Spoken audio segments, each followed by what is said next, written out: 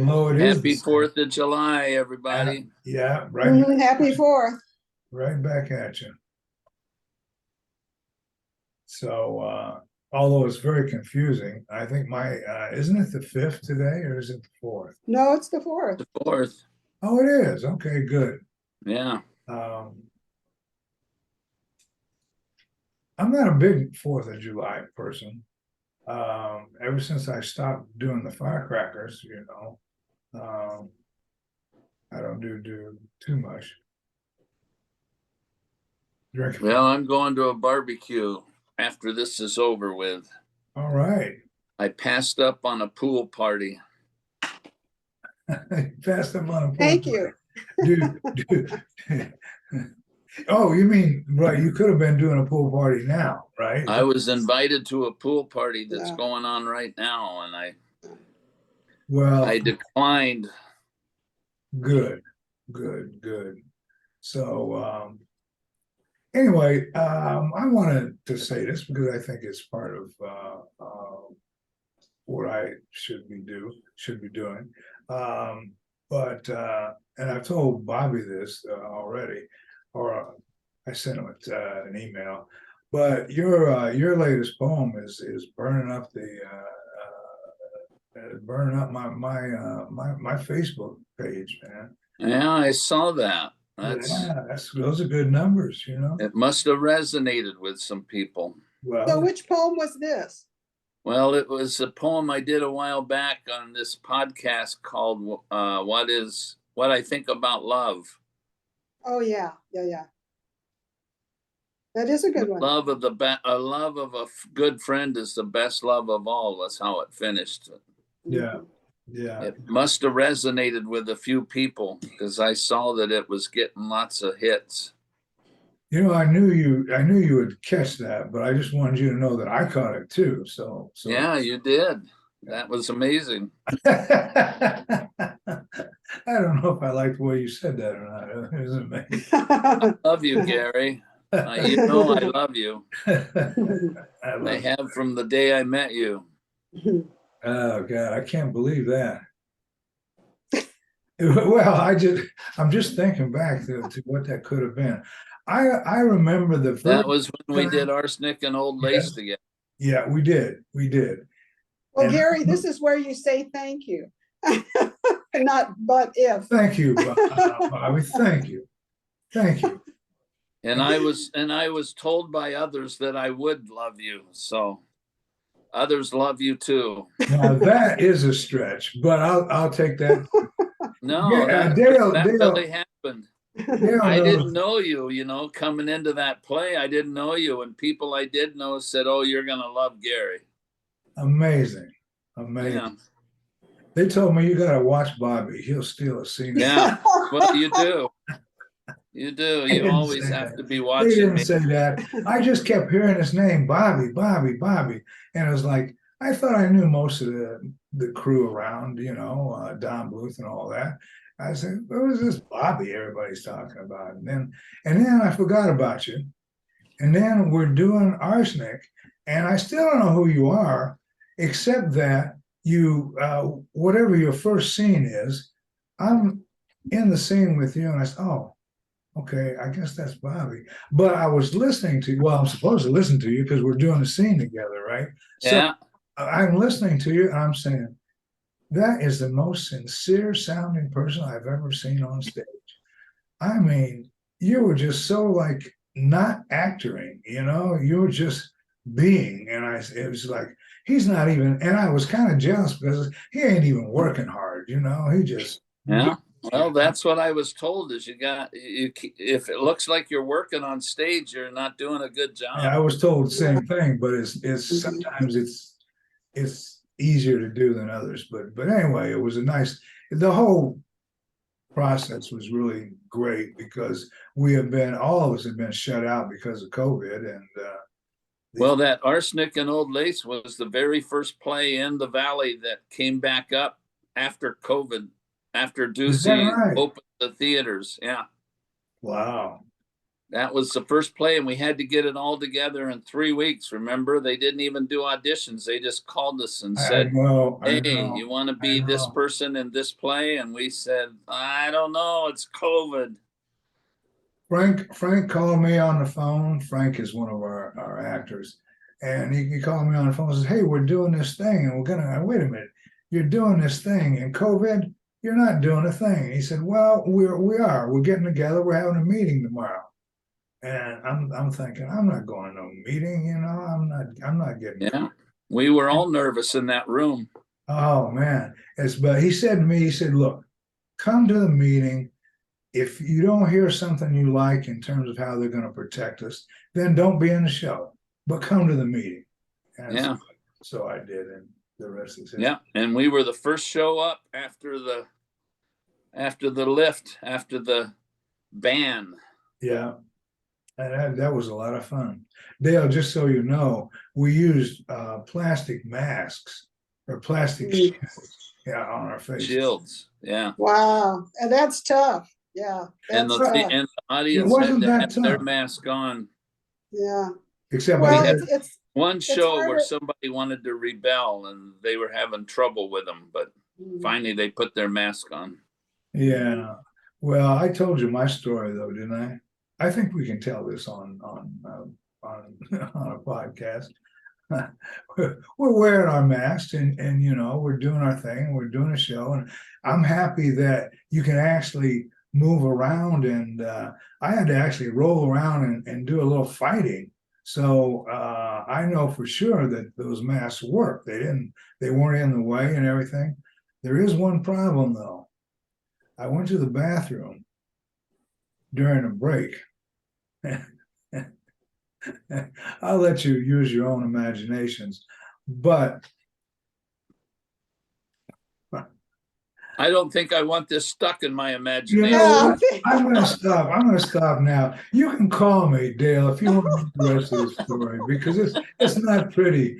And I didn't tell anybody for a while, and then I told everybody. You know, I felt so stupid.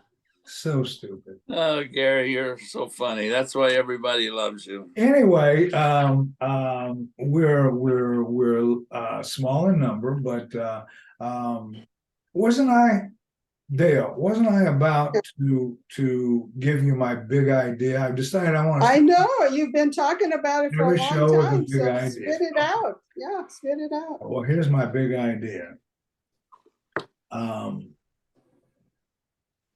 It's all about connecting poets, you know.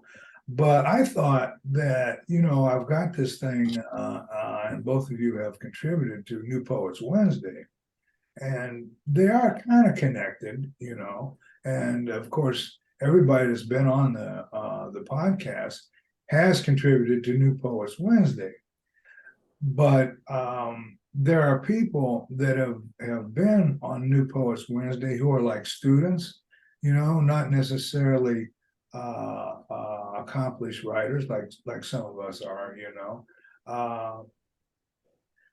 and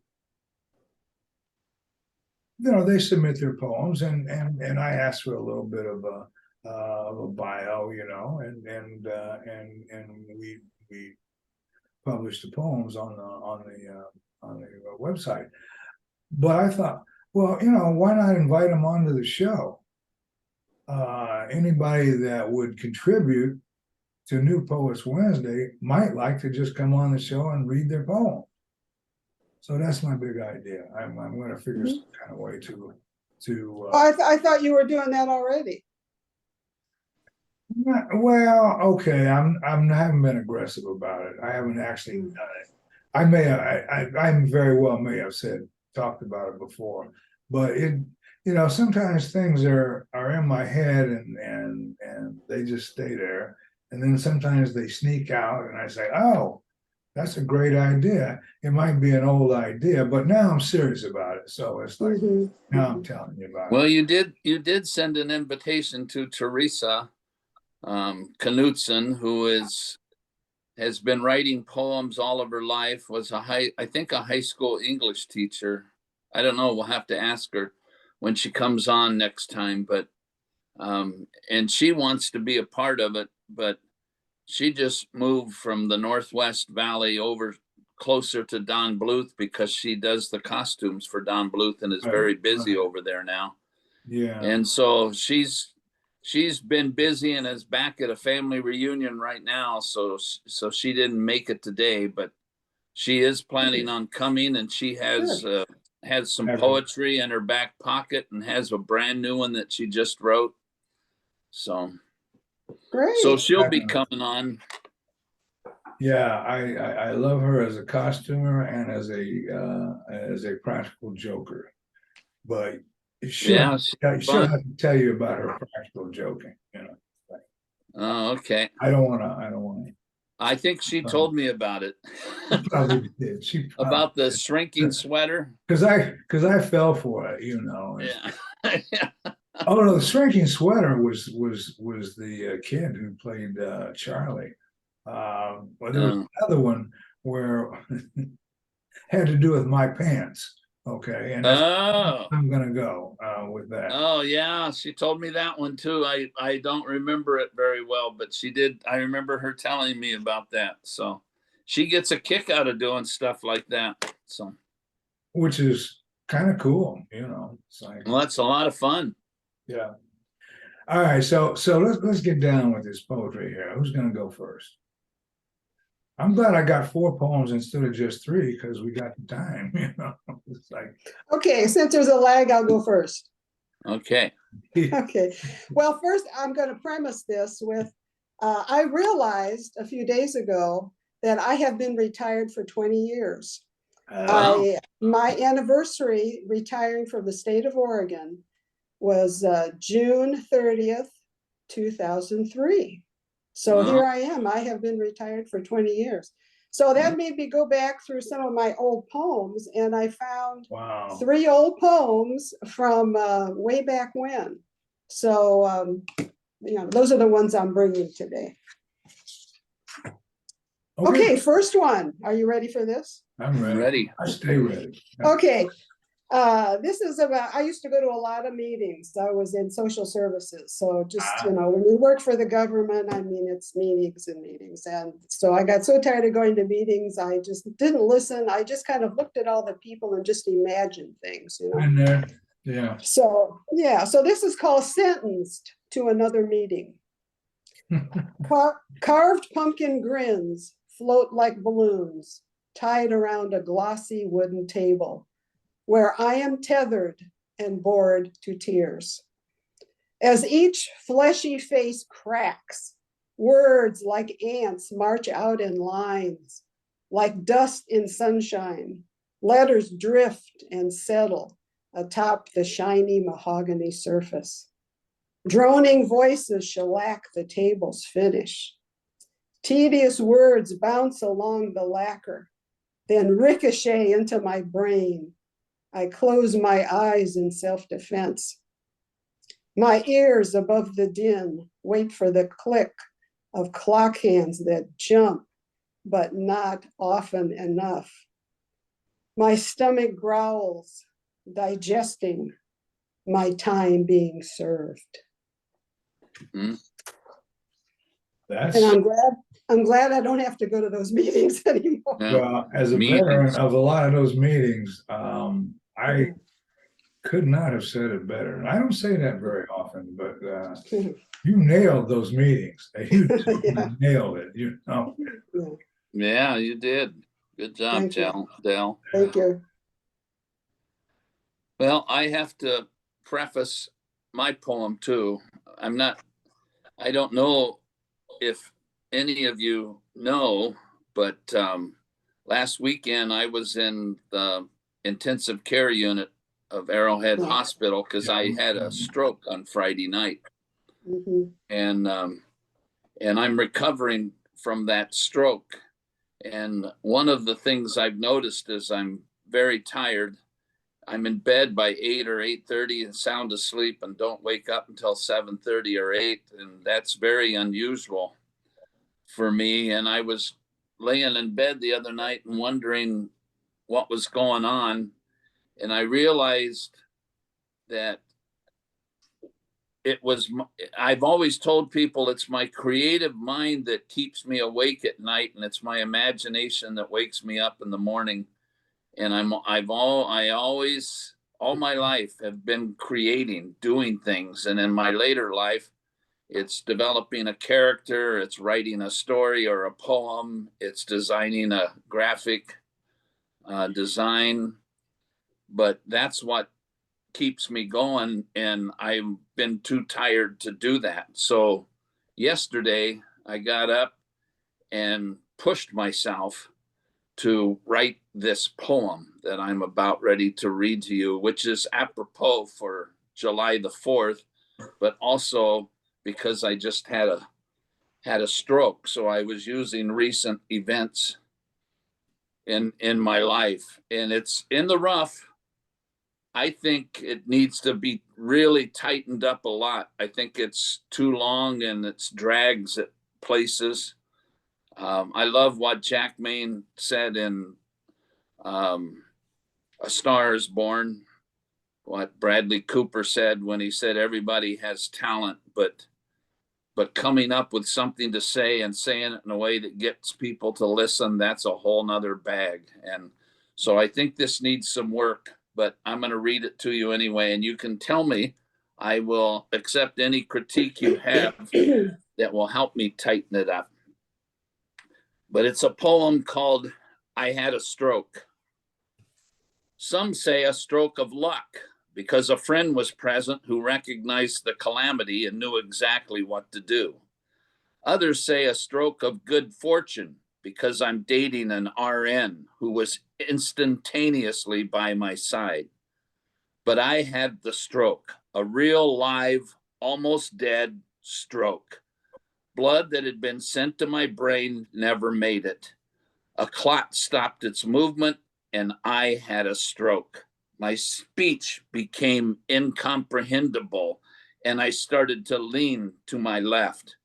I had a stroke because my brain and my heart lost their hearty and mindful relationship. I wonder, on this 2023 4th of July, I wonder, is the America I've known for 70 years, the right balancing the left republic, the America whose heart has always been the America whose heart has always impregnated its brain, is our United States of America having a stroke? I had a stroke. I know what it looks like, what it feels like. Am I the stroke of luck for our beloved country? Am I the compassion, the mercy, the unconditional love that will impregnate the opinions, the policies of our US of A? Or am I the clot? If my stroke had finished, I'd be dead, done, adjourned. But thanks to Lady Luck and good fortune, I took the medicine that unlocked the clot, and I am alive, I am well, I am balanced. My heart is once again impregnating my intellect, my heart once more influencing my ideas. I am unconditional love. I am mercy. I am compassion. I am with you, for you, and beside you. I am right across the aisle working on your behalf. Little old me, insignificant me, I am the miracle drug. I am the cure, one deadly clot at a time. So that's it. It's long. It drags at places. It has ideas that I really want to communicate, but I need to tighten them up, I think, and make them more concise. But I was thinking of what happened to me and what I can do to fix what I feel badly about in America, the contention, the fighting, the pushing out and pushing away, and bringing us all together to where I feel the America I grew up in was an America that had their heart impregnating their brain, that their ideas were coming out of love and inclusion and not pushing away. So that was the intent for this poem. But Well, I really like the comparison. That's very thought-provoking. I really like taking a physical thing that you had and comparing it to the country, which is spot on. I mean, I will always think of this situation as being like a stroke for our country. That's true. But I kind of got lost in some of your comparisons when you talk about you're the clot as an individual. I think that's what you said. I kind of lost your thread of imagery. Okay. That helps So, me to know where to work on. Thank you, Dale. Yeah, that's a good comparison to me. In fact, there's the word impregnating using, I think you might want to use a different word.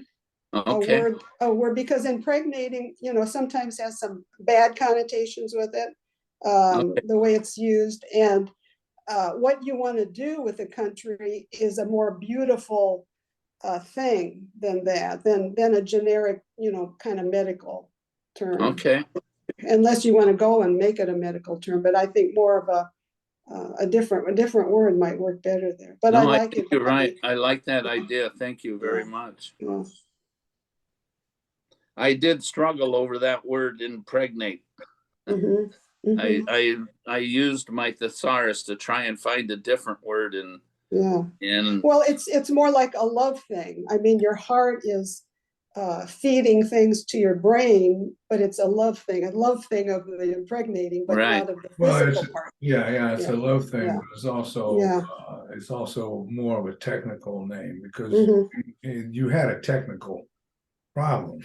The stroke mhm. is a technical, but you're a person with a soul, and you've made something. Yeah, that's a good one to work on. Yeah, I'll be anxious to see how Absolutely. you work on Yeah, it next for time. sure. Yeah, that's good. That's a good one. Sure. Well, I will be working on it this week. I really still am pushing myself to do creative work. They want to do physical therapy with me, but I don't really think I need the physical therapy because I'm coming back. I'm rebounding physically, but I did need this passion therapy. I did need to get back to my passion. Yeah. Well, I think you need the physical part too, because my mom had a stroke. I've known other people with strokes, and even though you think you don't need it, you may find in the future if you don't have it. I'll take my mother's example. When she had a stroke, they took care of everything except she couldn't raise her arm to comb her hair. This was like the one thing it couldn't happen. And Yeah. if they want you to have physical, get as much as you can, reap all the benefits of that, and you won't have anything to lose. And you still have time for your poetry. Yeah. Okay. I take your words of wisdom Well, and I will swallow them. if it's any consolation, and I'm not going to go into this in any depth whatsoever, but if it's any consolation, when I went into rehab after a stroke, I one evening I said, "What are you concerned about?" I said, "Reading and writing. I think those are my main concerns." I said, "Okay, so what do you do? I mean, you're in rehab." Oh yeah, it was all surreal to me. It's like, oh, okay, another day in rehab. It's just like I didn't really have an emotional reaction to it, but I did come up with this plan. I said, okay, I'm going to write a paragraph, just like you would a 5-point paragraph. It wasn't that even that ambitious, but just a paragraph with a thought that I'm going to develop and see, see what I get. So I wrote it. I felt fine about writing it, but I purposely didn't read it. I didn't try to fix it or do anything. I just wrote it, put it aside. I got up the next morning and I couldn't wait to pull it out, and I pulled it out, and it was like gibberish. And then I realized that, damn, you not only can't write, apparently you can't read either. It's like, but it came back. So it's like it all has a happy ending, but it's some serious stuff. And I think you're doing well, Bobby. I think you'll come on through it. It's my turn to read, isn't it? Yes. You guys are, I'm telling you, the competition around here is getting stiff. You guys are writing some good stuff, and I just think I'm sitting there thinking, oh, I wonder if I could put together a better program than this, you know. Anyway, I'm just gonna let it fly. I'll start out with the myth of hidden agenda. We are not better than our dark behavior. We are culpable in all regards. On the other hand, we are not worse than our better angels. We are capable of ascending to them. Freedom and choice are our birthrights. Claim them or watch them go up in the smoke of eternal ill will. That's the end. I don't remember that one. I have a couple of your books and I don't remember that. What's the title of it? Now, I looked at this and I said, shouldn't it be agendas? And then I said, stop. You know, you already wrote this, don't fuss over it. But it is what I have it as the myth of hidden agenda. See, Can you read it again? Yeah, why don't you read it again? Yeah. Sure. Okay. Anyway, I want to tell you that one of my things that I do that drives me crazy is that I will rename poems. Mm-hmm. Yeah. You know, and then wonder why I can't find them, you know. Anyway, it is as it stands today, it is the myth of hidden agenda. We are not better than our dark behavior. We are culpable in all regards. On the other hand, we are not worse than our better angels. We are capable of ascending to them. Freedom and choice are birthrights. Claim them or watch them go up in the smoke of eternal ill will.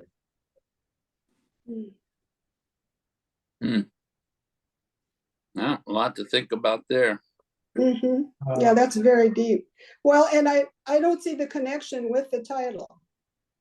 Yeah, unless I'm missing something that you want to say in that as far as agenda goes. What is the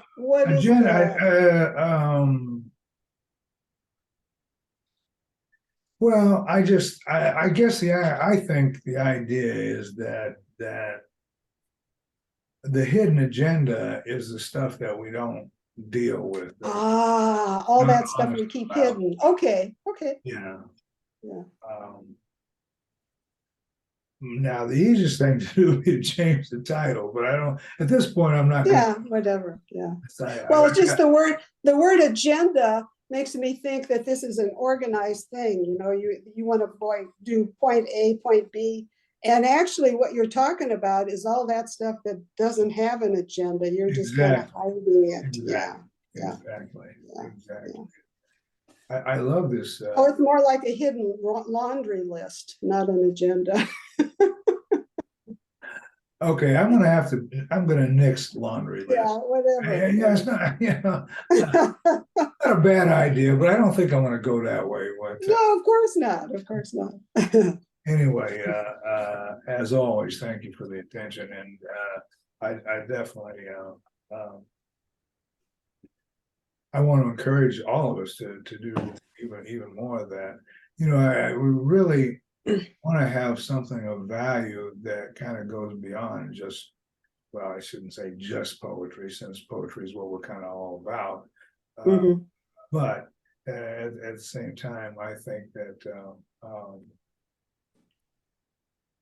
it's the sharing and the encouraging. That's the part that does it for me. I want to encourage. I want to encourage them to share, and the best way to do that is to share our own, and to have people like you who have a lot to share. You know, that's good. Yeah. And it's now your turn, Dale. Oh, okay. All right. This next one Well, I retired from social services, and this poem is one that I would only share with other people in social services. I wrote it, and actually I bring it today because when my husband was on hospice, and he was on hospice like for almost a year, so I became quite chummy with our appointed social worker because, you know, we could kind of talk shop, you know. Anyway, I shared this particular poem with her, and she loved it and took it back to her little group of social workers, and they all had a Great. good laugh about it. Well, So put it in that frame. It's not something like for the general public. This is talking shop, you know. Okay, this is called The Smell of Social Work. Oh, it does My- have a stench to it. It does, it does. My clients lurk in low-income hovels, humid, smoke-filled cavities, soggy inside atmospheres made musty with the spray of spring rain, preserved with fall's frosty air, festerous in August heat. With dread, I anticipate the ultimate underbelly of my vocation, the home visit. They will eye me as inspector of stale cigarettes and stale urine, amid wafts of unwashed flesh, distinctively male or female. Perhaps the pungent, once romantic residue of both, and aromatic remains of old meals, like composted vegetation, will mingle with cat box cologne. I know it's coming. The doorbell, I loathe to touch it. Tented in cobwebs, powdered with dust, it never works. Instead, I knock and wait. Even though I'm expected, the time precisely arranged, they take forever to answer. The doorbell, alas, always opens, unleashing the heavy inside cloud that attacks my nostrils, biting nasal passages, a vaporized mixture of tavern, latrine, and aviary that coats my throat, slams my lungs into a gasp. I smile while I lie. Good morning, I say. How nice to see you. Mm. That was fabulous. I gotta ask you to do something though, because what impressed me by it, I mean, it was a tour de force, actually. I mean, you came up with more. I don't know what else to call it, more bitches about the situation that you're in than I've ever heard in one It's sitting. therapy. It was Yeah, therapy. right. But what I liked about it was the way you set it all up. In order to make my point, you almost have to go back to the first, I'm going to say it's got to be in the first 4 to 6 lines. It's just something that the way you said something, I could tell what was coming. I mean, not what exactly, but I could tell your direction, and it was just a beautiful setup. And I sometimes don't feel like I set my stuff up as well as I could, you know. If you wouldn't mind, it's early in the poem. If you wouldn't mind just reading, I'll tell you when you get there. Oh, you want me to read it again? Oh, you're a glutton for punishment. Not the whole poem. Yeah, just okay. Just the first part? Yeah. Okay. Yeah, I'll hopefully I'll let you know. Okay, my clients lurk in low-income hovels, humid, smoke-filled cavities, soggy inside atmospheres, made musty with the spray of spring rain, preserved with fall's frosty air, festerous in August heat. With dread, I anticipate the ultimate underbelly of my vocation, the home visit. There you go. Yeah. The underbelly part. I said, now that's it. That kind of sums up what you had written so far and sets up the rest of the whole rest of the poem. Yeah. I thought was a pretty slick trick, you know. I mean, I liked it. Well, and I was with you all the way. I don't know if if you know this, but when I resigned from the ministry, I I went into I was managing, maintaining, and doing compliance on affordable housing. And so I had lots of home visits. However, I normally pulled them into my office since I was on site so that Yeah. I didn't have to go into some of the places you described. Yeah. And I did it for 10 years, 3 years in California, where when you pulled a smoke alarm off the ceiling, tons of roaches fell out. So I get the picture you were painting Yeah. and the Yeah, and the absolutely. and yeah, I understand it. So Sure. It's like I say, it's kind of for a certain audience, not the general public. well, I related. Yeah, You good. know what? The general audience can just suck it up. You know what I mean? I don't like it when people hold back, you know, it's like, Huh. um, you know, I think you probably would agree that, got plenty of sweetness and light in my poetry in general, but I can be a bastard if I want to be, you know. Yeah. Sometimes I feel like it, you know. Well, maybe I'll take that one to my next open mic. You never know. I'm telling you, Yeah. you would kill. I've got a little place down here, the Empanada Lady, every Wednesday night, and it's pretty close to my house. And Yeah. I went last week with a couple of poetry friends, and we did poetry. I'm going to go this next time and do my monologue about, well, anyway, my longer monologue. But this is one I could take to that crowd because, you know, there's a lot of wine flowing and, you know, this that kind of an atmosphere, you know. Either you'll kill or they'll never want to hear from you again. No, I don't think these people even remember, so that's fine. Yeah. I wouldn't worry about them. Yeah, if they're drinking, they ain't gonna remember. Yeah. Yeah. So Okay, Bobby. Okay, I've got another poem that I dug up. I don't think I've shared this before, but it's one I wrote a few weeks ago. And I'm not stuck on social work. I'm stuck on love, I guess, because I just wrote that poem for Gary. And that one was called What I Think About Love. This one is called Love. What is love? Where do you find it? How much is it? How long does it last? Are there any guarantees in love? Is love really real? Oh, love is very real. It's all around you and inside you. There's no charge, it's free, and it should last a lifetime, but no guarantees. You know love is real because you can literally feel it.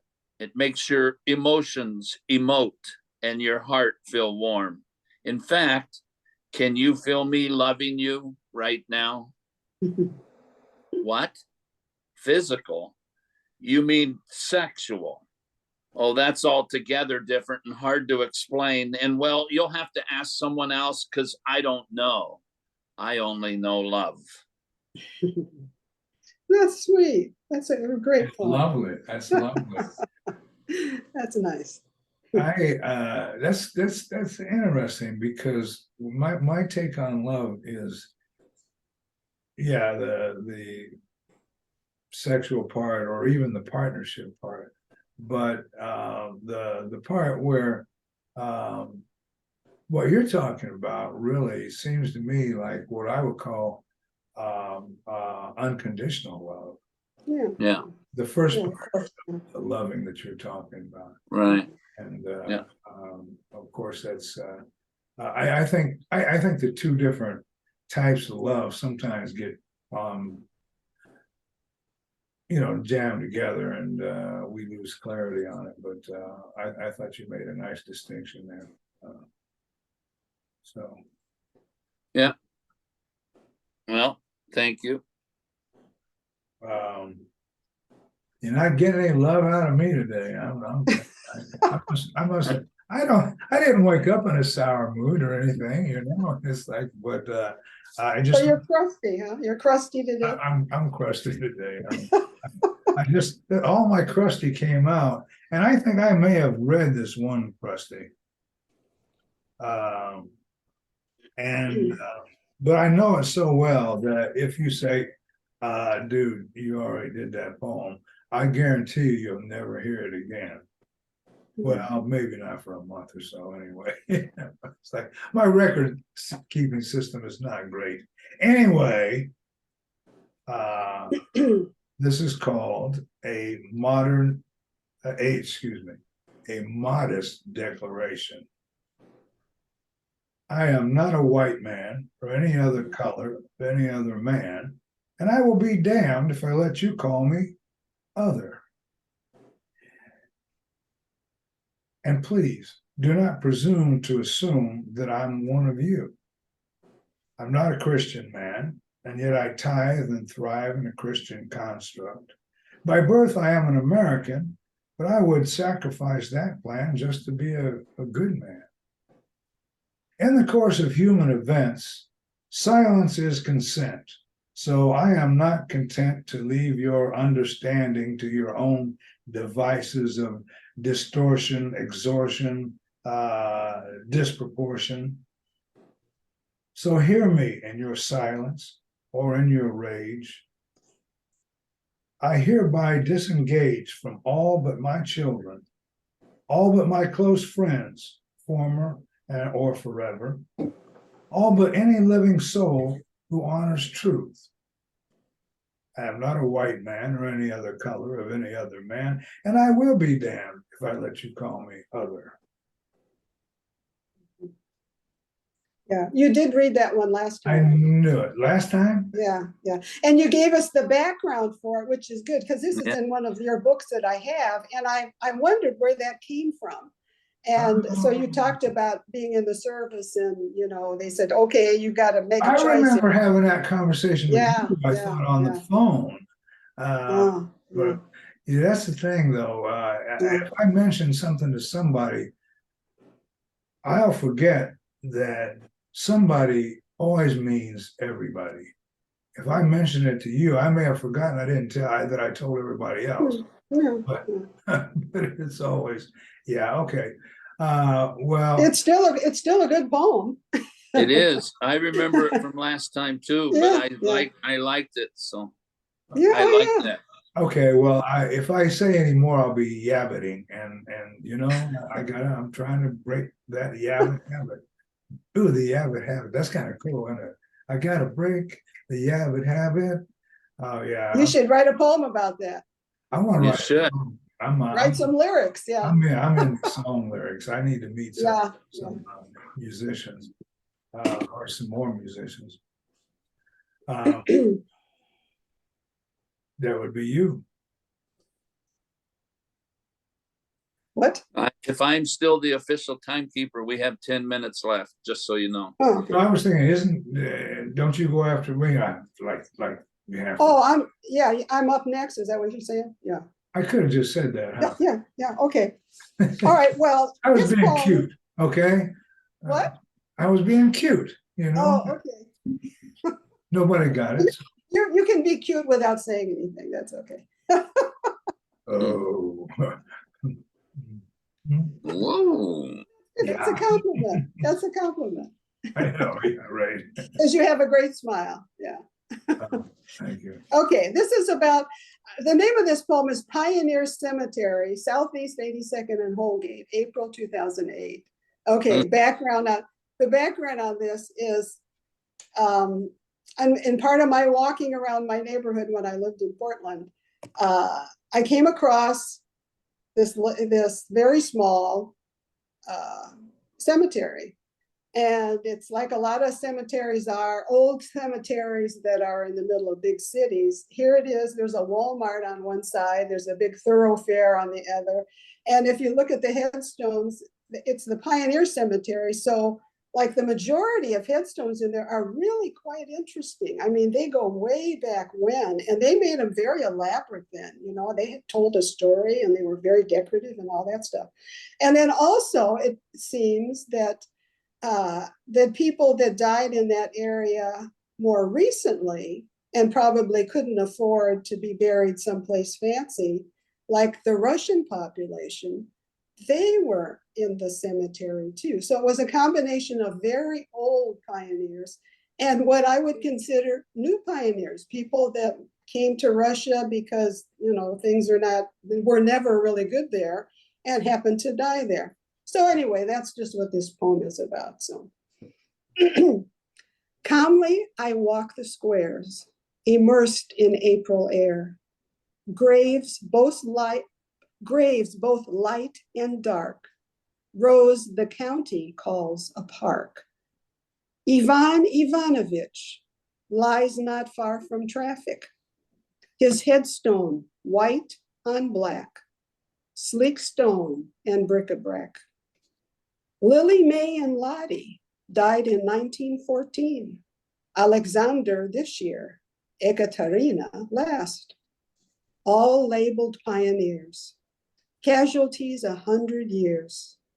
William wed 2 Marys. He died 1 February. The wives 30 years apart. Monument to sweethearts. An obelisk chest high since 1895. Lesser folk dot the ground, flattened tiles by grass bound. Underfoot filled with green, chiseled names on velveteen. Cracks along crumbling gray, markers dissolved away, saddened by neglectful heirs. I recall with shame and tears my own grandma's grave on a hill in the shade, unseen since we left her beneath moss-covered fir. Pilgrims escaping fear, peacefully they lie here. On one side, Walgreens drugs. On the other side, drunken thugs. 82nd and Coldgate, pioneers all claim this space. And that was the other thing that came to me when I was walking there. I thought about my grandmother's grave, which is in Santa Barbara, California. And at that time, I had never been back since we had the funeral for her. But I made a point on my last trip to Santa Barbara. I had a reunion, and I went and saw her grave, and I felt much better about it. Yeah, I would I did get the personal emotional thing, but man, that was a piece of history. Yeah, it's quite an interesting. Yeah, but you handled the whole thing. It was it's difficult to do, and some of that was almost, it was all imaginary, and not image laden. Okay, instead of oh yeah. it was all image laden, and yet it was, some of it was just stone cold history, and that's hard to do. Yeah. I mean, so hats off to you. That was to me, that would have been an ambitious undertaking to put that much history into something. You know, I'm just saying. Well, it was all on the tombstone, so It was not all on the. yeah, it was. All that information was walking around. Well, the information was there, yeah. You mean you stole it off the tombstone? I did. You're banned. You're banned from the group. You can't steal somebody. Actually, I steal all the time, so I don't know. I wouldn't be. Well, what are they gonna do? Come back out of the ground and snort? They're not going to sue me, you know, for breach of privacy. That's the power you have, Bobby. When people can make me laugh, but if you can make me laugh and clap at the same time, you just really tickle my funny bone. Well, as a timekeeper, how are we doing? We are at 2:56 and running out of time, but I don't have another poem anyway. I was inspired today to look because of Dale's social work poem. I wrote a short story out of one of my experiences in affordable housing where I was evicting a mother of 2 because her baby daddy was a notorious gang leader in town, and he was in her apartment. And I remember going back to her in the morning with the 3-day notice to vacate and deciding that after I had finished the business part that I would talk to her personally, which was against the company rules, but I decided to do it anyway. And she opened up and said, "Thank you. I don't even know my father. I've never had a father. No one's talked to me like a father. I appreciate that." She seemed to be open, but then all of a sudden just went, "Yeah, this coming from the man that's putting my two babies and I out on the street." Yeah. And so it all of a sudden turned dark. And I wrote a inspirational short story and sold it to a national publication. But I think I'll revisit that and write a poem about it, because I think it will make a great poem. So I was inspired by your poem, by all of your poems today, both of you. But Dale, that one inspired me to look back at another part of my life and revisit it. So You bet. I think there's a lot of that going on. I spent several years as a probation officer, and I think Dale, we were talking about that a little bit. But yeah, you get the underbelly of where a lot of people live when you do that kind of work. right, yeah, that was in Fresno, California. They call Fresno the armpit of California. So it was a gang infested neighborhood. Yeah. Yeah, and I was going to the part of Portland, Oregon that's called the armpit of Portland. Yeah. Well, East St. So Louis. what part East of St. Oregon Louis, did that's you right do up there. social work in? Portland. Oh, you did it in Portland? Portland, the big city. Yeah. Well, it wasn't as bad as it is now, but it certainly had its nasty parts. Yeah. Right. Okay. Well, all right. So we are now at 1 minute. It's 2:59. Okay. So I think we should adjourn. I struggle to tell you how much I enjoy your work. I just I hope you can feel it, because this is, I never really, when you think about doing something, you don't know what kind of effect it's going to have on it. But now it's like, man, I'm a blessed individual, I got you guys, and we got something going on, and yeah, I think go ahead. Yeah, it's great. It's great to share like this. I mean, I've been in groups, for many, many years, and this is the good part of it. You get to share each other's work and work on it, and it's great stuff. Yeah. And thank you for putting it together, Gary. Yes. You're welcome. Thank you, Gary. You're welcome. You notice I didn't even go. Good. You're making progress. That's good. You are. That's right. You just say thank you. That was a great thank you. I've never heard a better thank you in all my life. You should probably write a poem about that.